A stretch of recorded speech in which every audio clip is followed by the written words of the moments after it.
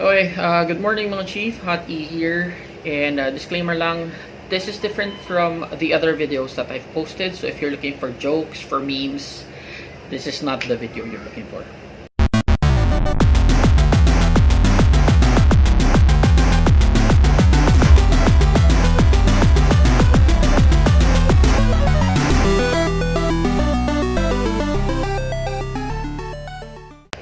So I was able to talk to friends yesterday and last night regarding this very disturbing issue. Actually, medyo hindi ako nakatulog because of this.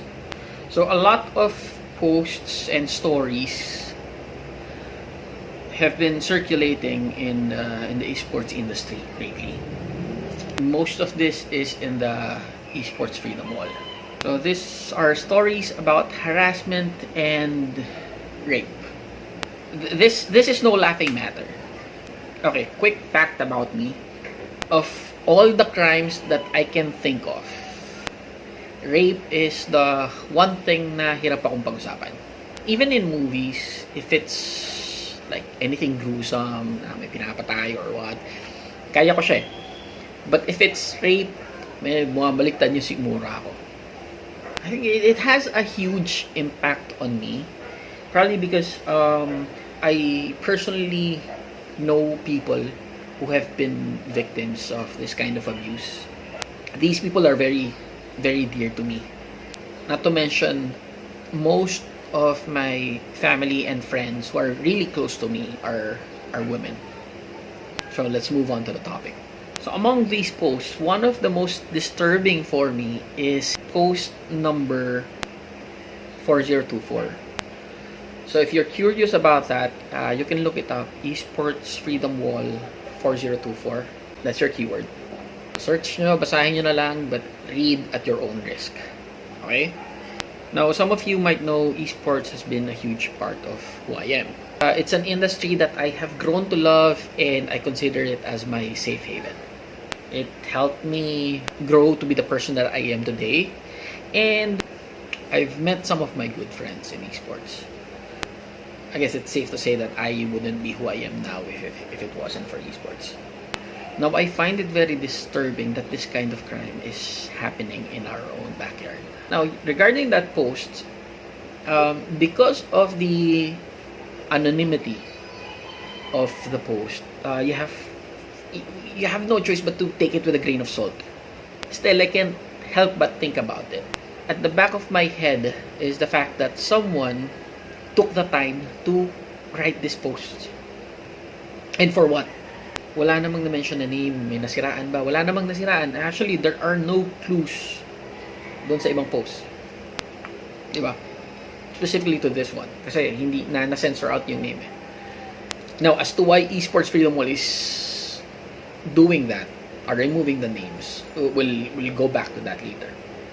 What is more disturbing is that there are posts coming out lately claiming na sila yung nagsulat and that it's not true.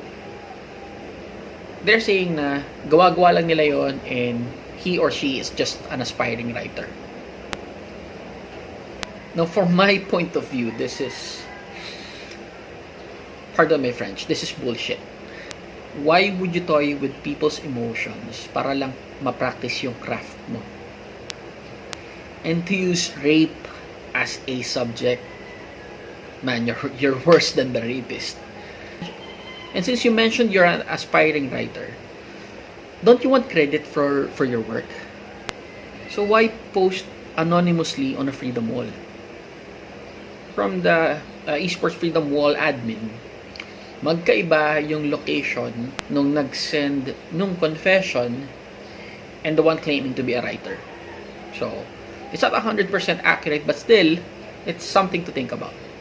So the reason why I find this very disturbing is that someone went out of his way to debunk or discredit the confession. So merong nabulabog. Meaning somehow, somewhere, someone is worried of being exposed. Now, I want you to think about that. Also like to talk about people who are making jokes out of this. Sana let's be a bit more sensitive. Parang, di ba, ang sensitive natin about racism, pero pag rape, okay lang. If you don't believe the victim, then let's not ridicule them. Also, yung ibang victim blamers pa, nagsasabi, bakit hindi magsumbong sa police? Bakit hindi magsabi? Yung suggestion nyo, madaling sabihin yan eh. But it's harder than you think. Imagine, you're already bearing the trauma of what happened to you. On top of that, aminin man natin o hindi, sablay ang justice system natin. Tapos andyan pa yung mga taong hindi maniniwala. Especially pag yung taong involved has a good reputation, has a lot of fans, has a lot of followers, expect a lot of bashers. Tapos syempre, kung magsusumbong ka sa police, kailangan mong ikwento yung nangyari. Uulitin mo na naman yung traumatizing experience. Kung swertihin ka, kung umabot man sa korte, ikukwento mo na naman ulit. Paulit-ulit. You'll be reliving that event na gusto mong kalimutan, na it's very traumatizing for you, pero kailangan mo siyang paulit-ulit na ikwento. And nakakapagod yun. Also, by stepping forward, these victims are not just exposing the culprits. They're also exposing themselves. Hindi madali yun. The admin of Esports Freedom Wall cannot post the names of the accused because that would be wrong and unfair. Kumbaga, may nagbigay ng tip, meron kang target, pero you don't know where it came from. Anonymous eh. Kung sure kayo sa accusation nyo, then please step forward. Again, I'm calling out to the victims. Muster your strength, muster your courage, please step forward. Maraming taong susuporta sa inyo. Now, why am I filming this? Why am I posting this? Kasi hindi ako mapakali. I'm sure may magsasabi, pal, papansin, nakikiride sa issue. I don't like the idea of this happening.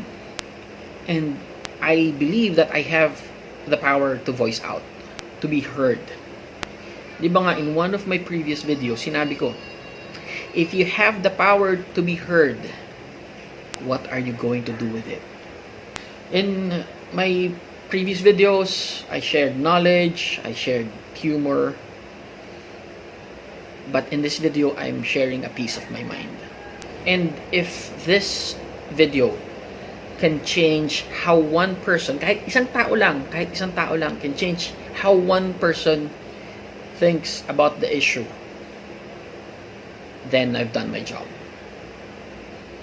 I am terribly sorry for wasting your time, but thank you very much for watching.